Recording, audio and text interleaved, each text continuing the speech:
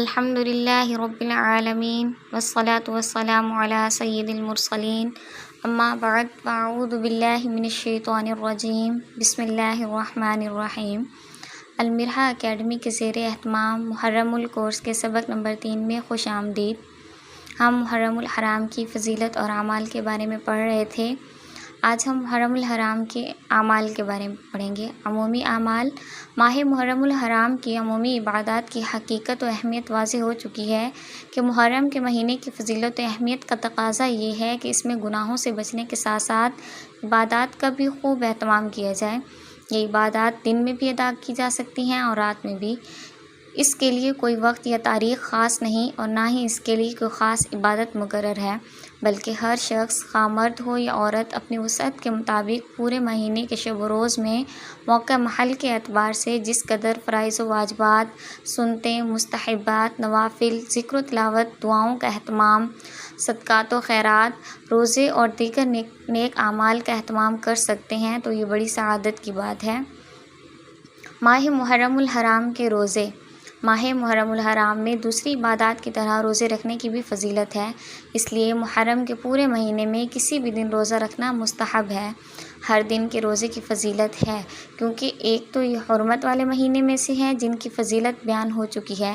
دوسری بات یہ ہے کہ حدیث مبارکہ میں خصوصی طور پر محرم کے روزے کی فضیلت بھی بیان کی گئی ہے، جیسا کہ صحیح مسلم کی حدیث ہے۔ حضور اکرم صلی اللہ علیہ وسلم نے ارشاد فرمایا، افضل الصیام بعد رمضان شہر اللہ المحرم۔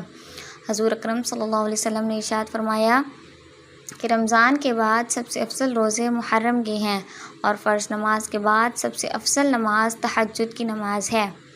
یوم عاشورہ کے روزے کی فضیلت۔ محرم کے مہینے میں خصوصیت کے ساتھ عاشورہ یعنی محرم کی 10ویں تاریخ کا روزہ مہینے کے باقی دنوں کے روزے سے افضل ہے۔ صحیح بخاری کی حدیث ہے، نبی کریم صلی اللہ علیہ وسلم عاشورہ اور رمضان کے روزوں کو باقی دنوں کے روزوں پر فوقیت دیتے تھے۔ اس طرح صحیح مسلم کی حدیث ہے، حضور اکرم صلی اللہ علیہ وسلم نے ارشاد فرمایا، عاشورہ کے دن روزہ رکھنے سے پچھلے 1 سال کے صغیرہ گناہ معاف ہو جاتے ہیں۔ عاشورہ کے روزے کا تاریخی پہلو۔ صحیح بخاری اور صحیح مسلم کی ایک حدیث سے معلوم ہوتا ہے کہ زمانہ جاہلیت میں قریش عاشورہ کا روزہ رکھتے تھے۔ رمضان کے روزے فرض ہونے سے پہلے حضور اکرم صلی اللہ علیہ وسلم مکہ میں عاشورہ کا روزہ رکھتے تھے۔ مدینہ آنے کے بعد حضور اکرم صلی اللہ علیہ وسلم نے دیکھا یہود بھی اس دن روزہ رکھتے ہیں، تو حضور صلی اللہ علیہ وسلم نے ان سے اس کی وجہ پوچھی تو یہود نے کہا، یہ عاشورہ تو بہت عظیم الشان دن ہے۔ اس دن اللہ تعالیٰ نے حضرت موسیٰ علیہ السلام اور ان کی قوم کو نجات دی تھی، فرعون کو قوم سمیت غرق کر دیا تھا، تو حضرت موسیٰ علیہ السلام نے شکر کے طور پر اس دن روزہ رکھا، اس لیے ہم بھی روزہ رکھتے ہیں۔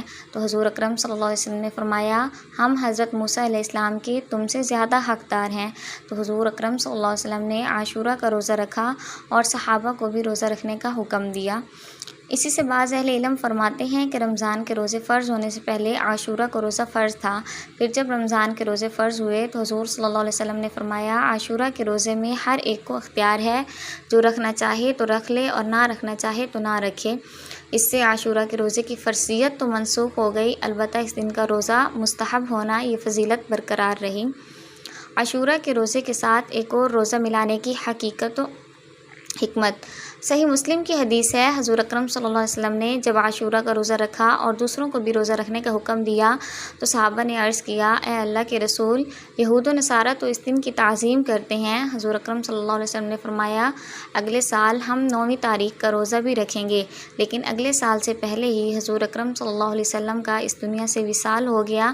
اس حدیث سے معلوم ہوتا ہے کہ حضور اکرم صلی اللہ علیہ وسلم نے یہود و نصارہ کی مشابہت سے بچنے کے لیے 9 محرم کا روزہ رکھنے کا بھی حکم فرمایا، لیکن اگلا محرم آنے سے پہلے ہی ربیع الاول میں وصال فرما گئے۔ اس لیے اس حدیث کی وجہ سے عاشورہ کے ساتھ 9 یا 11 محرم کا روزہ ملا کر 2 روزے رکھنے چاہیے۔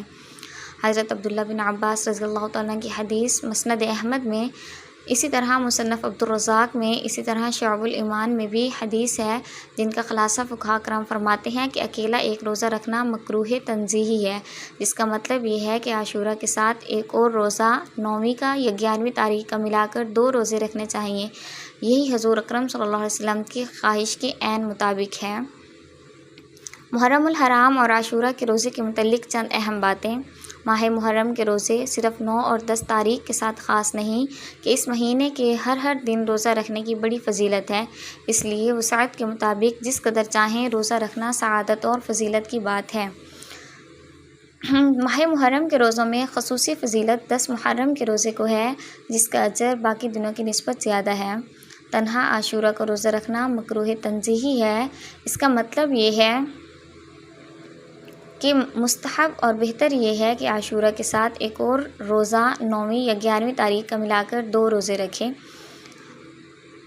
چوتھی اہم بات، اگر کوئی شخص صرف عاشورہ کا روزہ رکھ لے تو اس کو اس کا پورا ثواب ملے گا، اس لیے وہ خواتین و حضرات جو کسی وجہ سے 2 روزے نہیں رکھ سکتے تو وہ بھی عاشورہ کا ایک ہی روزہ رکھ کر اس کی فضیلت حاصل کر سکتے ہیں، کیونکہ ان 2 روزوں میں اصل فضیلت عاشورہ کے روزے کی ہے، جبکہ یہود کی مشابہت سے بچنے کے لیے ایک اور روزہ ملانا اضافی معاملہ ہے۔